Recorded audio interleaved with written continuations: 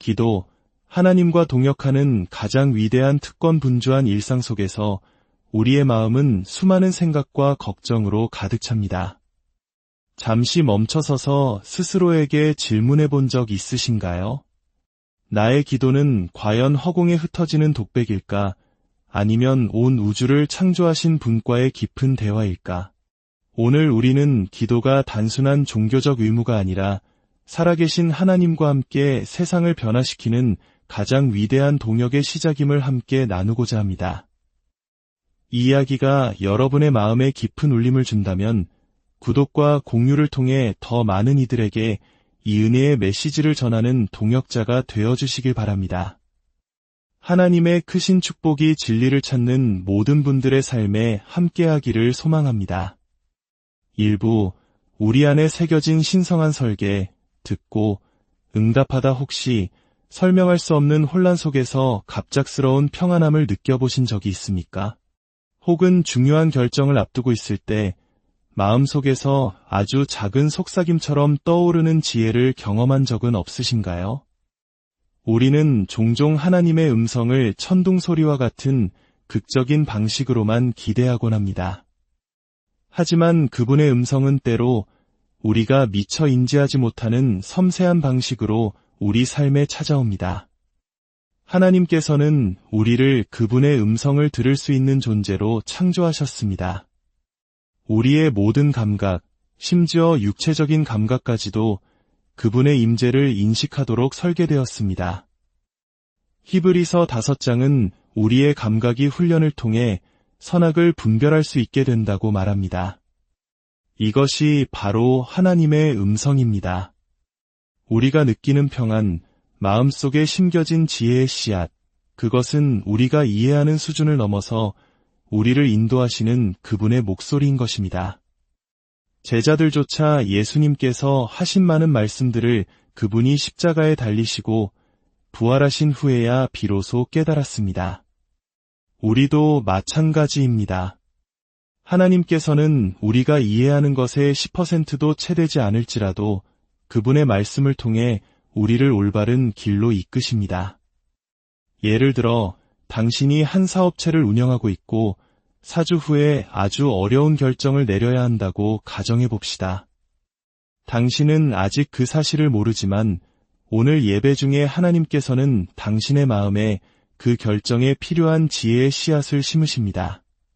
그리고 앞으로 몇 주 동안 당신이 예배하고 기도하는 가운데 그 씨앗은 자라나기 시작합니다. 마침내 결정의 순간이 왔을 때 당신은 놀랍게도 그 상황을 해결할 준비가 되어 있는 자신을 발견하게 됩니다. 이것은 당신의 명석함 때문이 아닙니다.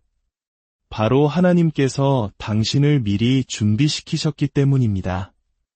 이처럼 우리는 하나님의 음성을 듣도록 설계되었을 뿐만 아니라 더욱 놀라운 사실은 우리의 기도를 통해 그분의 마음에 영향을 미치도록 창조되었다는 것입니다. 2부, 기도의 본질, 하나님과의 동역. 하나님께서는 우리를 특정한 일을 하도록 프로그램된 로봇으로 만들지 않으셨습니다. 우리는 살아있는 존재이며 순종을 통해 우리의 뜻을 그분의 목적에 내어드립니다. 이 과정을 통해 그분은 우리의 마음과 생각을 빚으시고 이 땅을 향한 그분의 꿈에 우리의 마음을 맞추도록 하십니다. 예수님께서는 우리에게 이렇게 기도하라고 가르치셨습니다. 뜻이 하늘에서 이루어진 것 같이 땅에서도 이루어지이다. 이 기도가 단지 우리를 바쁘게 만들거나 아무 일도 일어나지 않는 동안 긍정적인 생각을 유지하게 하려는 목적이었다면 얼마나 허무하겠습니까? 하나님께서는 이루어질 수 없는 과제를 우리에게 주시는 분이 아닙니다. 이 기도는 우리를 그분의 꿈과 과정에 연결시키고 우리 스스로는 결코 이룰 수 없는 일들을 가능하게 하시는 분과 동역하도록 초대하는 것입니다. 우리는 이 땅에서 천국의 대사로 살아갑니다. 대사는 파견된 나라가 아닌 본국의 법과 지원을 받습니다. 마찬가지로 우리의 삶, 우리의 가정, 우리의 일터는 천국의 대사관이 되어야 합니다. 우리가 우리의 소유를 주님께 드릴 때 그 땅은 치유되고 왕의 왕, 만주의 주이신 그분의 소유가 됩니다. 그리고 그분은 그곳에서 당신의 뜻과 목적을 이루어 가십니다. 요한복음 14, 15, 16장 3장에 걸쳐 예수님께서는 4번이나 반복해서 말씀하십니다. 무엇이든지 원하는 대로 구하라 그리하면 이루리라. 이것은 우리가 교만하고 이기적인 욕심을 채우라는 초대가 아닙니다.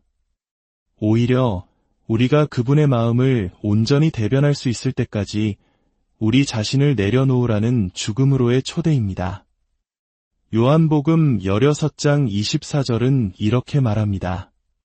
구하라 그리하면 받으리니 너희 기쁨이 충만하리라. 하나님께서는 우리가 넘치는 기쁨을 누리도록 설계하셨고 그 기쁨을 온전히 누리는 길은 바로 응답받는 기도를 통해서입니다. 잠언 13장 12절은 소망이 더디 이루어지면 그것이 마음을 상하게 하거니와 소원이 이루어지는 것은 곧 생명나무니라 고 말합니다. 우리의 소원이 이루어질 때, 즉 기도가 응답받을 때 우리는 생명나무의 열매를 맛보게 되는 것입니다. 문제는 우리가 종종 양심의 가책을 덜기 위해 기도할 뿐 세상을 변화시킬 만큼 충분히 기도하지 않는다는 데 있습니다. 나라의 지도자들을 위해 기도해야 한다는 부담감을 느낄 때 우리는 기도하는 대신 그들을 비판함으로써 그 압박감을 해소하려 합니다.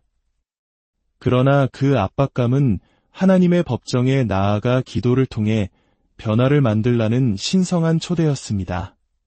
만약 우리가 기도의 응답을 통해 오는 기쁨을 누리지 못한다면 우리는 기도의 행위 자체에서 기쁨을 찾으려 할 것입니다. 이것은 능력 없는 종교의 시작입니다. 하나님께서는 우리가 기도라는 행위를 넘어서 우리 주변의 세상이 변화되는 것을 보도록 우리를 창조하셨습니다. 3부 사도행전의 비밀, 기도가 역사를 움직인다. 사도행전은 시편을 제외하고 성경에서 기도라는 단어가 가장 많이 언급되는 책입니다. 사도들의 행전은 동시에 성령의 행전이라고도 불릴 수 있으며 그 모든 역사의 중심에는 기도가 있었습니다. 오순절, 하늘이 이 땅에 임하는 놀라운 사건이 일어나기 전 무슨 일이 있었습니까? 열흘 동안 땅이 먼저 하늘을 침공했습니다. 제자들은 한마음으로 모여 간절히 기도하며 하나님의 약속을 붙들었습니다. 이것은 동전을 넣으면 음료수가 나오는 자판기 같은 과정이 아니었습니다. 밀고 당기며 조정하고 회개하고 선포하는 관계적인 여정이었습니다. 초대 교회는 부흥을 지속하는 비결을 알고 있었습니다. 사도행전 2장 42절은 그들이 사도의 가르침을 받아 서로 교제하고 떡을 떼며 오로지 기도하기를 힘쓰니라고 기록합니다. 그들은 부흥을 일으켰던 바로 그 방법, 즉 말씀과 교제와 기도에 꾸준히 헌신함으로써 성령의 역사를 이어갈 수 있었습니다. 사도행전 12장에는 더욱 극적인 이야기가 나옵니다. 헤롯 왕이 야고보를 칼로 죽였습니다. 그리고 그 일이 유대인들을 기쁘게 하는 것을 보고 베드로마저 감옥에 가두었습니다. 야고보는 순교했지만 베드로는 기적적으로 풀려났습니다. 무엇이 이 두 사람의 운명을 갈라놓았을까요? 성경은 단 하나의 차이점을 명확히 기록합니다. 5절입니다. 이에 베드로는 옥에 갇혔고 교회는 그를 위하여 간절히 하나님께 기도하더라. 간절한 기도, 끊임없는 기도가 차이를 만들었습니다.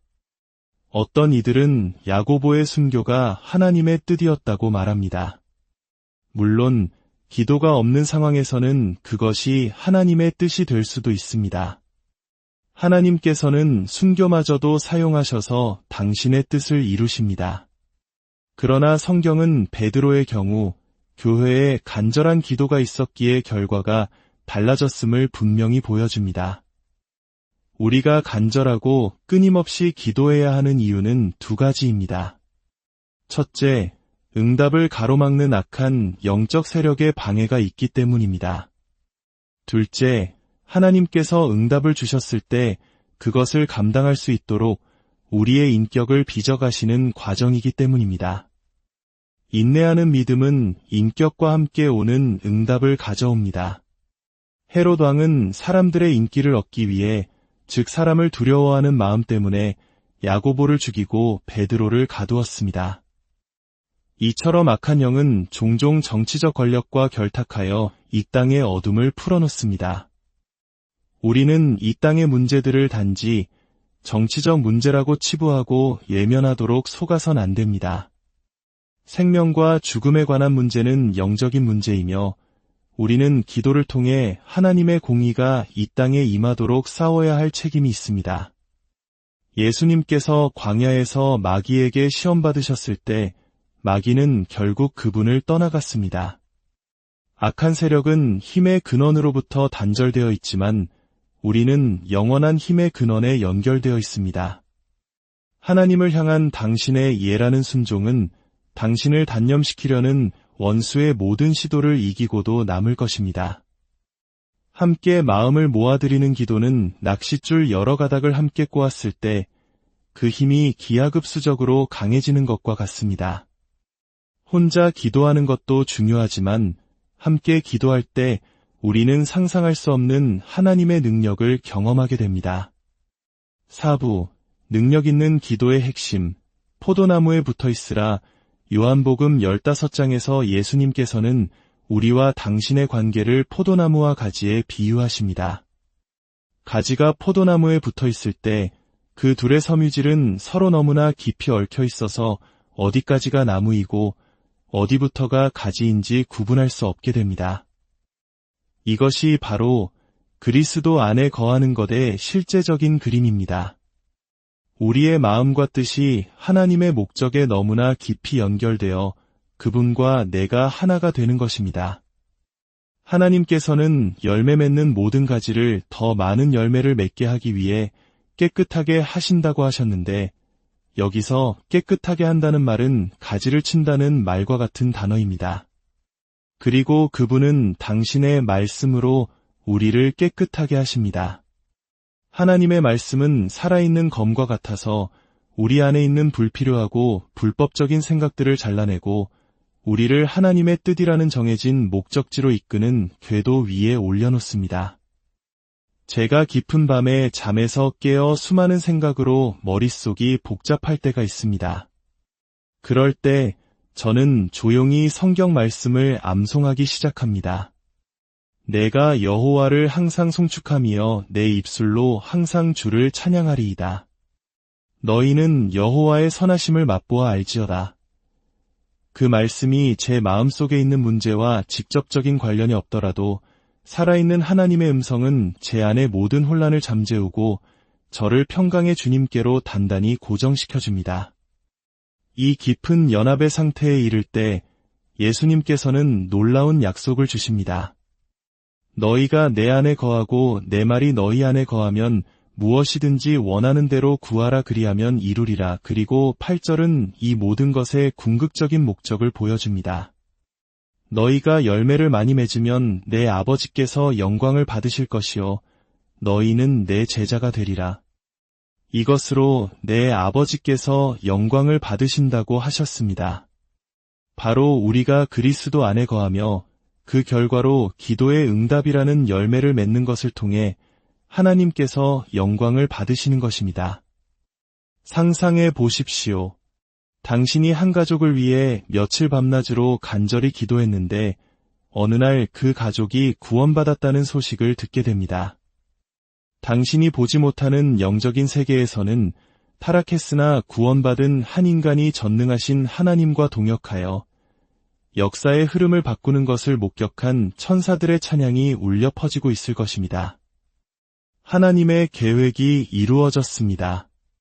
당신의 계획이 성공했습니다. 결론, 응답받지 못하는 기도에 만족하지 말라. 마가복음 9장에는 귀신 들린 아들을 둔 아버지가 나옵니다. 그는 제자들에게 아들을 데려갔지만 제자들은 귀신을 쫓아내지 못했습니다. 당시 제자들은 치유와 축사에 있어서 예수님을 제외하고는 가장 훈련된 사람들이었지만 그들은 실패했습니다. 이 이야기에서 대부분의 사람들은 기도와 금식이라는 돌파의 열쇠에만 집중합니다. 하지만 이 이야기의 진짜 핵심은 제자들이 응답의 부재에 만족하지 않았다는 것입니다. 그들은 예수님께 조용히 나아가 물었습니다. 우리는 어찌하여 능히 그 귀신을 쫓아내지 못하였나이까? 하나님께서는 우리가 아무 일도 일어나지 않는 삶을 살도록 설계하지 않으셨습니다. 당신은 응답받는 기도를 통해 기쁨이 충만한 삶을 살도록 창조되었습니다. 이 이야기의 핵심은 응답이 없을 때 그것을 운명으로 받아들이는 것이 아니라 예수님께 나아가 그 이유를 묻는 것입니다. 하나님, 당신은 응답 없는 기도를 가르치신 적이 없습니다. 당신이 하셨던 것처럼 저도 당신과 동역할 수 있도록 가르쳐 주십시오. 죽은 행실을 회개하고 하나님을 향한 믿음을 다시 세우며 우리 자신을 하나님께 다시 한번 헌신하는 기도가 선행될 때 우리의 간구 기도는 강력해집니다. 이제 우리 함께 기도합시다. 사랑의 하나님 아버지, 오늘 말씀을 통해 기도가 단순한 의무가 아니라 당신과 함께 세상을 변화시키는 거룩한 동역의 특권임을 깨닫게 하시니 감사합니다. 때로는 제 기도가 응답받지 못하는 것에 무감각해지고 능력 없는 종교적 형식에 안주하려 했던 모습을 회개합니다. 이제는 응답의 부재에 만족하지 않고 주님께 더 가까이 나아가 당신의 뜻을 구하는 자녀가 되게 하여 주옵소서. 제 삶이 포도나무에 붙은 가지처럼 주님과 온전히 연합하여 기도의 열매를 풍성히 맺음으로 아버지께 영광 돌리는 삶이 되게 하여 주시옵소서. 우리 주 예수 그리스도의 이름으로 기도드립니다.